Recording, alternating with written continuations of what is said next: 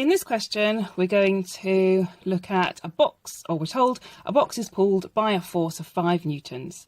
The force is acting 30 degrees above the horizontal. What are the horizontal and vertical components of the force? Use a scale 1 centimetre to 1 newton. Now, the first thing I'm going to do is draw a sketch of the situation. So I have got a box sitting on a surface. It is being pulled by a force which I'm going to call F, that is 5 newtons, and we're told it is at 30 degrees to the horizontal. So it looks something like that. Now I'm going to use a scale diagram to work out the horizontal and vertical components of the force.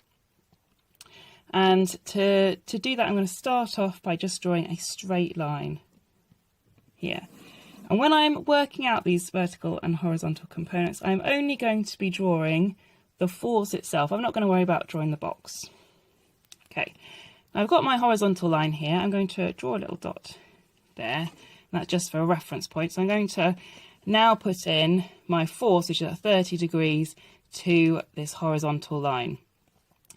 And I'm going to put my protractor on the little cross. The protractor is going to be on that dot, so I've got a reference point for where I'm starting from. And then I'm going to mark 30 degrees. There we go. Okay. Now we're told to use the scale 1 centimetre to 5 newtons. So my line will need to be 5 centimetres long along that 30 degree angle. Okay, there it is. So that is force F, which is 5 newtons. Now to find the horizontal and vertical components, we need to put in essentially a rectangle around that force. So to do that, I am going to use my horizontal line again. And I'm going to move my protractor along the horizontal line until the 90 degree line matches up to the end of my force. So there it is. Okay, so my 0 is still on my horizontal. My 90 degree line just touches the end of where my 5 Newton force is. Going to mark on the 90, and I'm now going to draw a line along where that 90 degree mark is, the end of the force. If those two things are lined up together, then that means it's 90 degrees from the horizontal, and I'm going to fill in this gap here just in light pencil. Okay, I can check that that genuinely is 90. I have made a 90 degree angle here. Yes, it is. Lovely. Okay.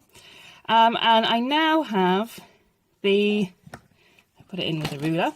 I now have the horizontal component of that force. Because I know that from here back to here, that is the horizontal part of the force.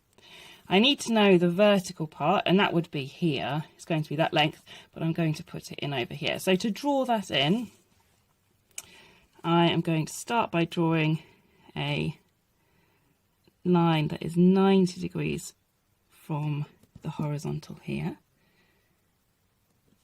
Okay, so from the end of my force, and then I'm marking 90 degrees. I'm going to just lightly put that in to start with. And I'm now going to take my protractor, and again I'm going to put it at 90 degrees to the vertical this time, 90 degrees to the horizontal this time, and I'm going to line it up with my vertical line that I just created. And I'm going to move up my vertical line until 90 degrees is in the line with the end of my force vector, my original force vector for 90. Okay, and I mark that on there. And now I can draw a line that goes from my 90 degree mark through the end of my force vector and then meets my my vertical line. I'm just going to check that I have actually made a 90-degree angle in here. Yes, I have.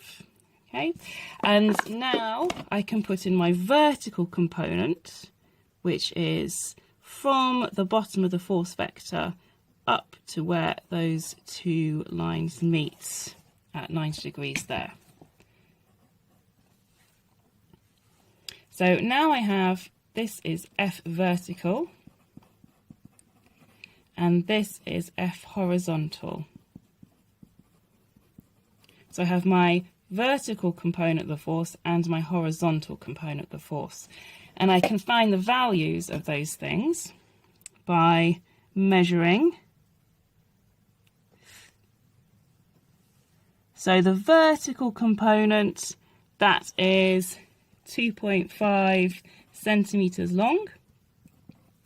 And using my scale, that tells me that my force is 2.5 newtons. My horizontal, oh, my ruler doesn't quite fit in that space, is 1, 2, 3, 4,